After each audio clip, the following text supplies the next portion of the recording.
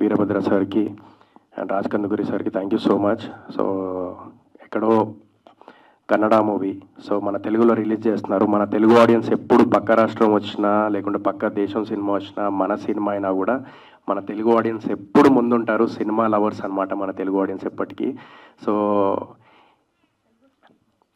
But Kannada team from Kannada కదా, అదే చెప్తున్నా. సో కన్నడ టీం అయినా తెలుగులో వచ్చి సినిమా చేసిర్రు, జిన్ అనే సినిమా. సో ఎప్పుడు హారర్ మూవీ అనేది ఎప్పుడు సేఫ్ గేమ్. ఎప్పుడన్నా మనం బుక్ మై షోలో చూస్తూ ఉంటే అరే ఏ సినిమాకి వెళ్దాం అని చెప్పేసి అని అన్నప్పుడు అరే హారర్ మూవీకి వెళ్దాము, థియేటర్ ఎక్స్పీరియన్స్ అనేది చూద్దాం అని చెప్పేసి అంటే వెళ్తూ ఉంటాం.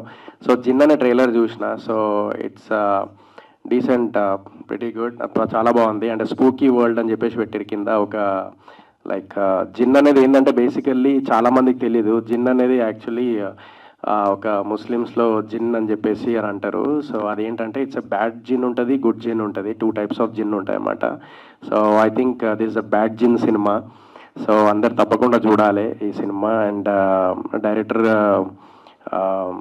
మన మన చిన్మయ్ రామ్ గారు డైరెక్టర్ గారు, and producer Nikhil N Gowda.